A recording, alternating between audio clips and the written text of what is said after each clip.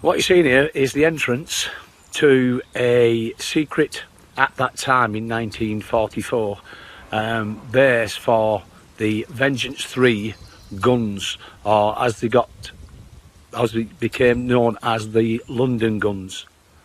These guns, if you want to call them that, were basically tubes with little sort of detonators coming off it to put a rocket in that would fire towards London. And they reckon that if it had been active, there was 25 guns inside there, and they could fire up to 600 rounds in a minute. I think it would have definitely devastated London if that was the case. Anyway, we're going sort of up there actually to look at where these guns would have protruded from. Right, we're in a place called Mimoyecques in northern France. Now we're going to look at something of what Hitler called his vengeance weapons. So we had the flying bomb, which was the V1. Then we had the V2 rocket that could go not quite into space, but not far off. And then the third one they had was the V3, which were called the London guns. Basically, they were tubes something like 25 metres long. They would fire a rocket.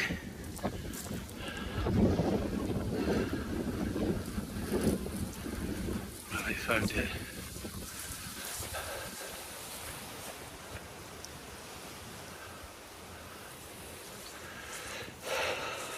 That'd be a horse, get over there. They would fire a rocket into towards London, but how it got to London, or it would have got to London, was that it was propelled along by little propulsion sort of chambers, and as the rocket went past, it would ignite it, give it a bit of a push up along. The last time I went to look at something like a structure, I had to sort of try and find how to get in. Then I got caught by a farmer, and he basically told me, I see it there. He basically told me to sort of get out. It was nice, but you know, I could see it was on his land, and that's it. So anyway, crater. That is produced by a tall boy bomb. These were something like £5,000, was it £10,000? One of the two, I can't remember now. But they were big anyway, and they were earth penetrating bombs, specifically designed to break into concrete. Wow, I'm here. This is ruddy big. Bloody hell.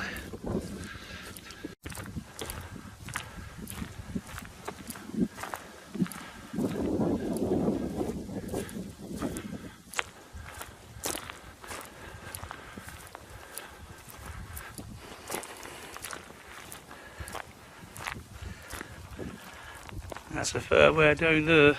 This is what happens when these humongous bombs hit a place like this. The devastation is unbelievable.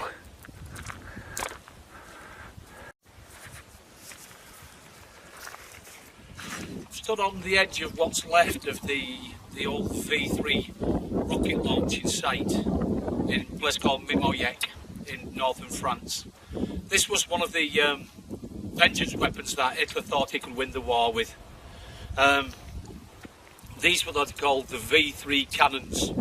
Basically, they were about 25 cannons, roughly 127 metres long, and they had a range of about 165 kilometres or 103 miles, and they were aimed solely at London. They reckon that if they'd got these working, they would have been firing off something like 600 rounds a minute out of 25 of these cannons. The Allies knew nothing about this place, They just thought it may have been possibly a V2 or a V1 rocket launching site, or a V2 anyway, because V1's a little bit different than this. And they thought it was worth bombing it anyway. They did see some railway lines going into the tunnels, because at the front there, that isn't the original tunnel. The original one's at the back here, but I think that's been blown up anyway. So they thought, we'll bomb it anyway. And they bombed it under a thing called Operation Crossbow, which was basically to bomb the Vengeance weapon sites, whenever they thought they could find them. So they sent over 617 Squadron. 617 Squadron, by the way, are dam busters. They blew the Motorhead and Soper Dam up. Well, not Soper Dam because it was earthquake, but the other two they did. So they sent over a squadron of Lancasters, and they were armed with £12,000 or 5,400 kilogram tall boy bombs to bomb this place. Two of them hit this place. It looks like two of them. Some hit where you can see where the craters are, but because these tall boys basically are concrete penetrating bombs, they obviously dug deep into this and blew up. Unfortunately, there was people working below here. Something like 300 people were killed. That was including German workers and slave labour. So this site, in theory, is a war grave. The complex surrendered in September 1944 to the Canadian Third Army, and this is only when they discovered what the purpose of this was for. After the war, Churchill decided that he didn't want anything to do with this. He decided to blow it up without the permission of the French government, which they weren't happy. But he thought, well, if they're pointing at London, there's no way I'm having this left like it is. So a lot of this is damage from being blown up as well. In 1969, a French family paid a visit to this place called Marie Madeleine Monsieur. Had a look at it, went down this here, found out that you could actually dig it out and restore it because he wanted to use it as a mushroom farm, and that's where he was granted permission to do that. A museum was opened here in 1984. It lasted till 2008 when the guy who owned it, or the people who owned it, retired. It was reopened on the 1st of July 2010, and it's now still a museum. The front where I showed you before, that's the entrance to it. The organisation who owned that also owned Epilogue, if it's pronounced like that, and La Coupole, which are two V2 rocket launching sites, but were never commissioned. Okay, let's have a look at what this looks like from the air.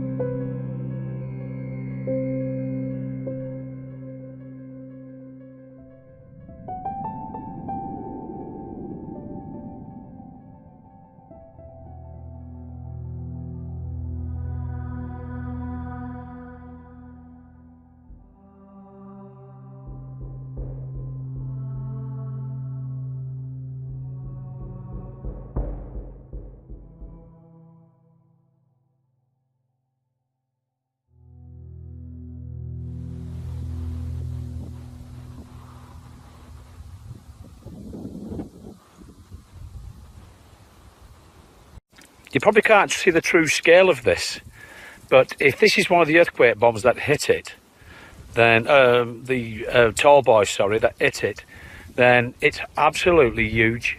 It's massive, this crater. I'll try and give you an idea of the width of this thing is. It's blinking big. You'll see how wide it is in a minute.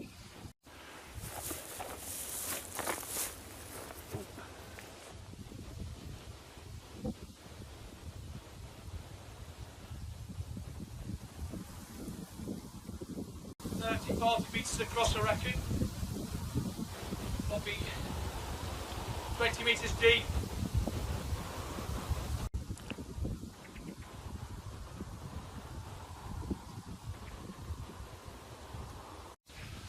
Well, I hope you liked my little video on a little bit of the history of Mimoyecques and what it was initially used for.